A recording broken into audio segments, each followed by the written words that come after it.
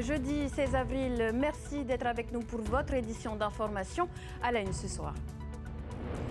Construire, oui, mais en connaissant les risques. La direction de l'aménagement et de la construction présente son nouveau site, une carte interactive pour prévenir et sensibiliser, un outil précieux pour encadrer vos futurs projets. Dans l'éducation nationale, les syndicats affûtent leur stratégie avant les élections professionnelles de décembre. En toile de fond, fatigue du personnel, climat scolaire dégradé et attentes fortes sur le terrain. La secrétaire générale du SE UNSA nous en parlera. Elisabeth Alain Moreno est notre invitée. Avant la cérémonie de commémoration, demain, on se rappellera ensemble la bataille frontale entre les garnisons françaises et les Tahitiens.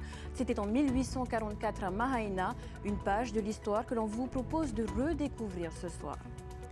Des nouvelles qui vous feront espérer et sourire, surf, jiu-jitsu brésilien, pancras ou encore volleyball. Comme chaque jeudi, tour d'horizon de l'actualité de nos sportifs à l'étranger et c'est avec Désiré Teivao.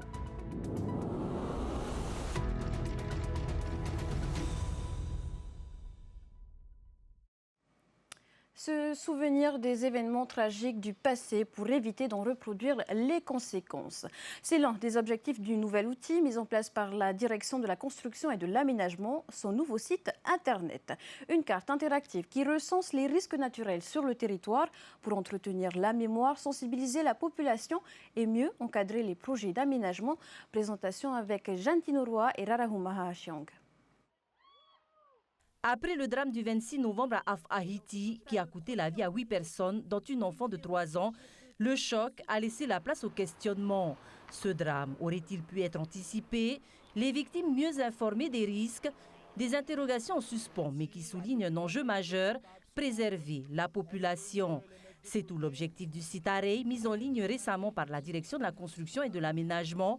Un travail de longue haleine. C'est des informations qu'on récupère au fil de l'eau. Nos équipes se déplacent sur le terrain lorsqu'il y a des événements marquants. Les ingénieurs géotechniciens qui nous permettent d'apporter leur expertise à la population dès qu'il y a un drame ou bien en soutien technique, en appui technique pour conseiller aussi les pouvoirs publics. Mais après ensuite on a des informations qu'on peut récupérer via des études réalisées par le service sur plusieurs années pour de l'acquisition de données et pour parfaire notre connaissance des risques et du territoire. Voilà. Et donc ensuite tu double-cliques et tu te retrouves sur ta parcelle AB10. Donc, du coup, des données désormais accessibles à tous en quelques clics. Sur la carte cadastrale, chaque parcelle est identifiée. Pour chaque point, une localisation précise, une date et une description détaillée. C'est une plateforme qui se veut assez intuitive, donc il y a plusieurs onglets, on retrouve plusieurs onglets sur la page principale. On retrouve tous les différents aléas qu'on a, donc on a la submersion marine, les inondations, donc c'est les rivières qui débordent, et ensuite les aléas mouvements de terrain qu'on retrouve, c'est les glissements de terrain, les chutes de blocs, qu'on retrouve du coup cette cartographie généralisée. Le site propose également un historique complet des événements, légendes, photos à l'appui, des données continuellement actualisées. Arriver à localiser situer sa parcelle et voir comment elle est exposée aux différents aléas naturels. Et la deuxième chose aussi, c'est sensibiliser sur les phénomènes naturels en eux-mêmes et à travers notamment donc un petit historique qu'on a fait sur des événements marquants et qui sont là justement pour rappeler ce qui peut se produire sur nos terrains en Polynésie française, sur les différentes îles. Un outil utile pour les particuliers, mais aussi pour les porteurs de projets. Construire, oui, mais en connaissance des risques, car derrière chaque point de la carte, il y a une histoire, parfois un drame. Et sur vos écrans, l'adresse du site internet de la direction de l'aménagement et de la construction, www.arey.gov.pf. En justice, nous vous en parlions mardi. Le procès devant la cour d'assises des mineurs du plus âgé des deux frères impliqués dans le meurtre du jeune Manoa à Mahina s'est achevé aujourd'hui. L'avocat général a requis 18 ans de réclusion criminelle contre le jeune accusé qui a changé de version lors de l'audience. Il a nié avoir porté des coups de marteau à Manoa, rejetant les violences sur son petit frère. Entendu au cours du procès, celui-ci n'a pas confirmé ses dires et a gardé le silence. Le verdict est attendu dans les minutes qui viennent. La violence chez les jeunes, c'est aussi une réalité à laquelle se heurte le personnel éducatif. À 8 mois des élections professionnelles dans l'éducation nationale, les syndicats affinent déjà leur stratégie. En Polynésie, le SE UNSA a organisé aujourd'hui une formation pour préparer ses candidats. Le reportage de Meriteato. Dans l'amphithéâtre de la DG2E, Une trentaine d'enseignants réunis autour d'un même objectif, se préparer aux élections professionnelles de décembre 2026. Un rendez-vous stratégique pour le SE-UNSA qui entend renforcer sa place sur le territoire. La plupart sont déjà des militants et certains des responsables de la section académique du SE-UNSA en Polynésie et qui sont candidats pour les prochaines élections professionnelles qui auront lieu en décembre 2026. On a quand même une certaine habitude en fait de ces élections professionnelles puisque nous sommes une organisation syndicale représentative depuis les élections de 2014. Former, structurer, convaincre, car derrière ces sessions, une réalité. La campagne est déjà lancée. Face à des syndicats historiquement bien implantés, le SE-UNSA cherche à se démarquer, notamment en misant sur la proximité avec le terrain et des priorités concrètes. Conditions de travail, équilibre entre vie professionnelle et personnelle ou encore climat scolaire. Mais là, c'est beaucoup plus prégnant. On a régulièrement des personnels qui nous interpellent sur leur situation. Et donc, il paraissait important de remettre cela en avant. Alors évidemment, ce n'est pas pour abandonner tous les autres chantiers, ne serait-ce que sur les carrières des personnels, tout simplement. Avec près de 300 adhérents en Polynésie, le SE-UNSA espère désormais élargir sa base et convaincre au-delà de ses militants d'ici au scrutin de décembre 2026. Des élections professionnelles pour faire entendre la voix du monde éducatif à l'échelle nationale. Il est notamment incarné par la secrétaire générale du CE-UNSA, Elisabeth Alain Moreno. Bonsoir. Bonsoir. Alors, votre présence est l'occasion de prendre le pouls de l'éducation nationale entre charge de travail, salaire et considération. L'école est à bout de souffle. C'est en tout cas ce qu'a indiqué le baromètre de votre syndicat. Oui, complètement. C'est un baromètre qu'on tient depuis des années. Où cette année, on a eu plus de 54 000 répondants, donc c'est très représentatif et ça concerne tous les métiers et tous les territoires. Et chaque année, le constat est un peu plus dégradé, à savoir que 91% des collègues aiment leur métier, mais pourtant le déconseilleraient. Donc ça en dit long un petit peu sur la souffrance au travail et la présence sur tous les territoires nous permet justement de pouvoir mieux connaître les réalités locales et mieux porter la parole des personnels, quels que soient les métiers, quels que soient les territoires. Et justement, quelles sont les spécificités en Polynésie française ? Les réalités, je les ai découvertes depuis que je suis arrivée, depuis dimanche, même si on est très en lien avec notre section locale, mais c'est toujours mieux de venir sur le terrain et d'échanger avec des collègues, puisque j'ai parcouru déjà 7 établissements en 3 jours, et il nous en reste encore que ce soit des collèges, ou des lycées ou des écoles. Il ressort des choses qu'on peut retrouver sur l'Hexagone, sur la dégradation des conditions de travail, la difficulté à accueillir les élèves en situation de handicap, puisque les moyens ne sont pas au rendez-vous, les problématiques de rémunération. Mais ensuite, il y a des réalités qui sont très différentes, à savoir l'éclatement géographique des établissements et les difficultés de transport pour se rendre d'une île à une autre, qui ont un impact très important sur la fatigue, sur l'équilibre vie pro-vie perso, mais sur le sentiment d'isolement aussi, donc qui pèse beaucoup sur le moral. Et ça, c'est indispensable que ce soit pris en compte, y compris par le ministère de l'Éducation nationale à Paris et pas uniquement par la ministre ici. Alors cet isolement, il impacte également les jeunesses, les jeunes élèves de ces îles. Oui, complètement. Ce sont des conditions d'exercice dégradées, mais également des conditions d'apprentissage dégradées. Et donc, ça veut dire qu'il y a une prise en compte à la fois sur les dispositifs et sur les moyens à allouer qui doivent permettre justement de permettre davantage d'échanges, peut-être plus de mobilité, des options aussi qui peuvent être absentes à certains endroits et de pouvoir les tenir de façon plus élargie. Puis des problématiques de bâti scolaire aussi, puisque selon les territoires, on a bien compris que le bâti scolaire était d'une priorité sur laquelle il fallait absolument œuvrer et sans attendre. Alors le climat scolaire est tendu avec la violence chez les jeunes au plan national. Ici, il y a également le fléau de l'ICE, de la drogue ICE dans nos établissements scolaires. Comment y faire face et comment y remédier ? Alors, comment y faire face et comment y remédier moi, j'aurais pas la réponse. Sinon, je pense que d'autres l'auraient trouvé avant moi. En tout cas, ce que je peux dire, c'est que c'est une problématique qui a été soulevée par énormément de collègues rencontrés, alors différemment selon les territoires, mais souvent soulevés dans le sens où, au-delà de la préoccupation pour les élèves, pour leur santé, c'est l'absence de motivation qu'ils peuvent avoir justement à venir à l'école, puisque finalement l'avenir peut se construire autrement dans le milieu de la drogue, plutôt que de pouvoir avoir de l'ambition pour son parcours professionnel. Donc c'est un petit peu des enfants qui ont une certaine fatalité sur leur parcours avant même d'avoir découvert leurs vraies capacités puisqu'ils en ont. Donc ça c'est très regrettable et il faut arriver justement à pouvoir protéger un petit peu ces enfants de ce milieu-là.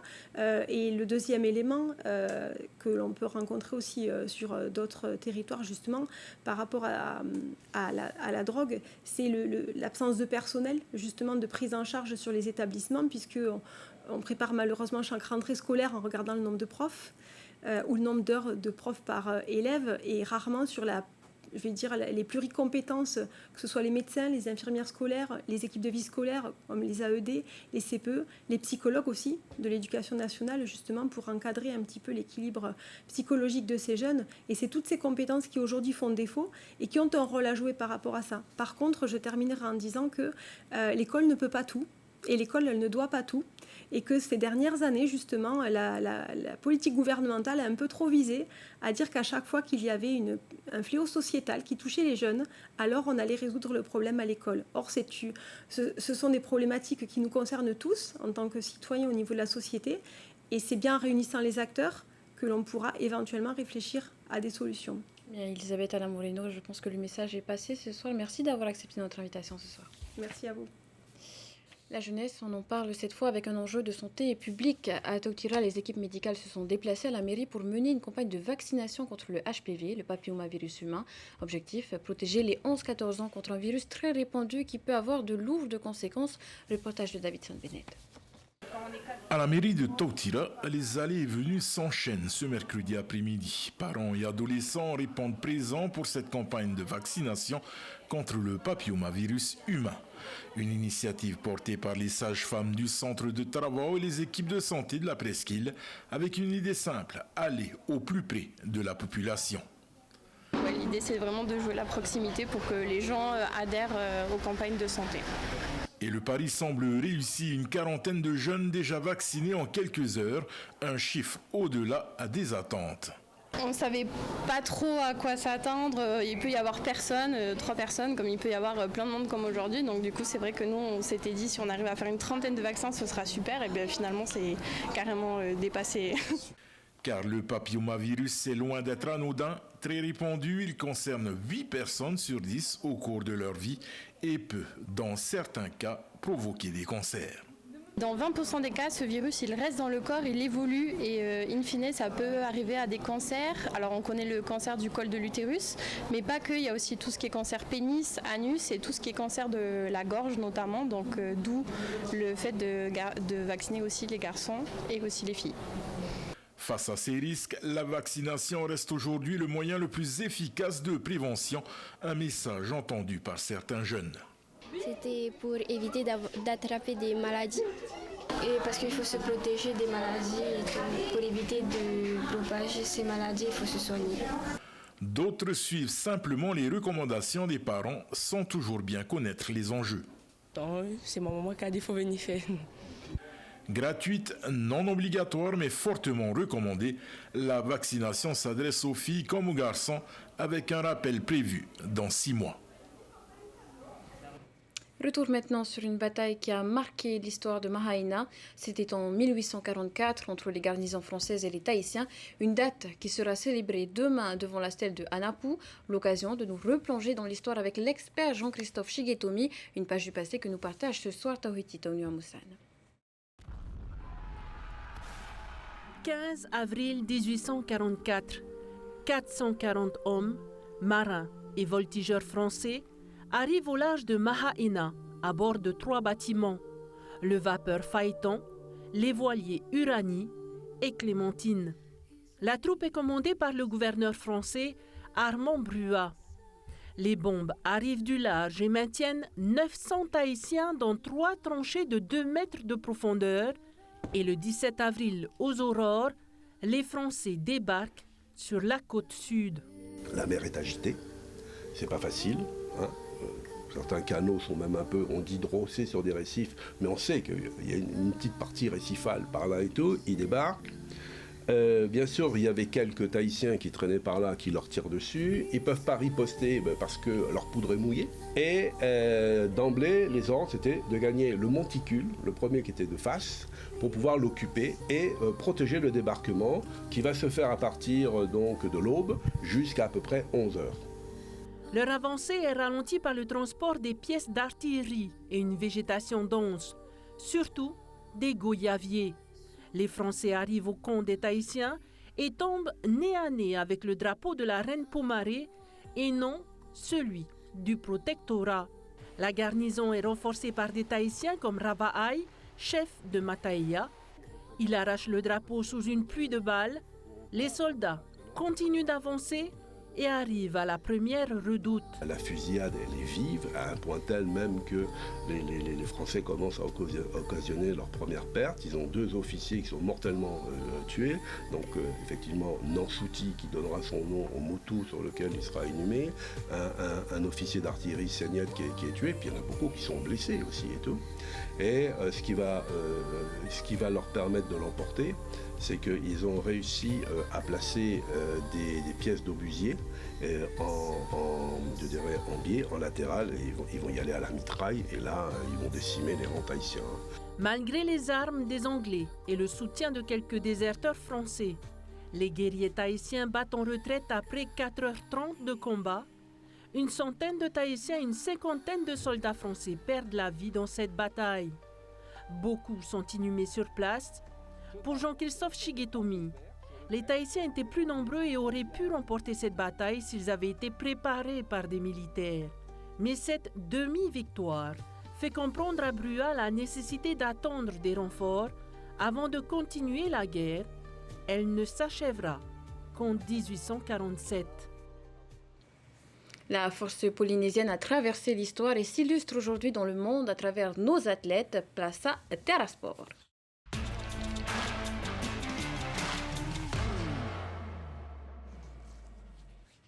Avec son plus beau sourire pour porter chance à nos sportifs, Désiré Tevao, bonsoir.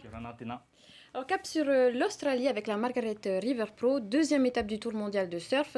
Tia Zebrowski, Vahine Firo et Kaolivast sont engagés dans la compétition. Oui, Athéna, et sur les 3 Tahitiens au départ, il ne reste que Vahine Firo qui est toujours en lice après la première journée de compétition.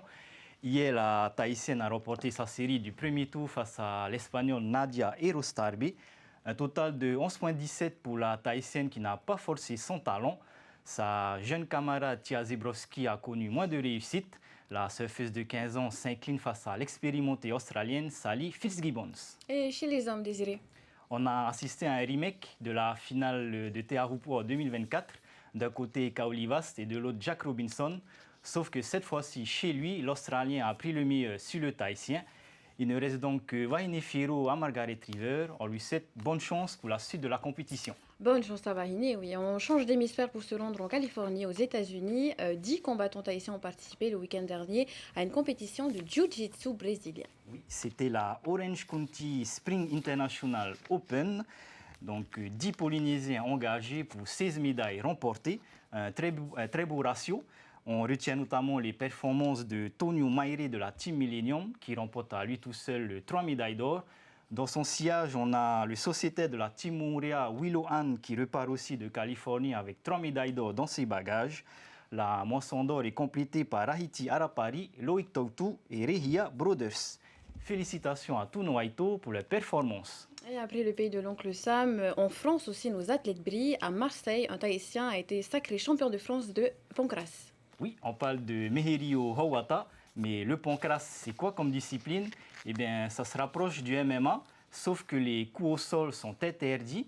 Et donc, Meherio Hawata a disputé les championnats de France le week-end dernier. 3 combats pour le Tahitien, à l'arrivée 3 victoires, dont 2 pas KO. Une très belle performance pour notre combattant Athéna. Alors, on termine avec cette nouvelle. En volleyball, le Tahitien Hauke Amare ne défend plus seulement les couleurs du Fénois, mais celles d'une nation entière. Il a intégré l'équipe de France et ça, Désiré, c'est déjà une fierté. Exactement. Être Tahitien et appelé en équipe de France, quelle que soit la discipline, ça arrive pas très souvent. Et donc, Hockey Amari fait partie de la liste des 20 joueurs présélectionnés en équipe de France pour disputer la Ligue des Nations, qui va se jouer entre les mois de juin et les mois d'août. Et c'est une juste récompense pour le jeune volleyeur. Du haut de ses 20 ans, il est un atout majeur de son équipe de Montpellier. D'ailleurs, demain, Hockey doit disputer les demi-finales du championnat de France face à 7. Ça sera l'occasion pour le jeune Polynésien de montrer que sa sélection chez les Bleus est complètement méritée. Voilà ce que l'on pouvait dire, Athéna, de l'actualité de Noaito à l'international. On va suivre l'actualité de Hockey Amari. En tout cas, merci Désiré Teivao. Maruro. Et du sport également au programme de votre soirée sur TNTV avec le direct du match opposant les Tahitiens au Vanuatu FC dans l'OFC Pro League. C'est à ne pas manquer dès 21h05. Mais avant, votre magazine Moana et 2 épisodes de la série Magnum PA saison 4. Très belle soirée à tous, à demain. Retrouvez ce journal en replay sur notre site internet et notre application mobile TNTV.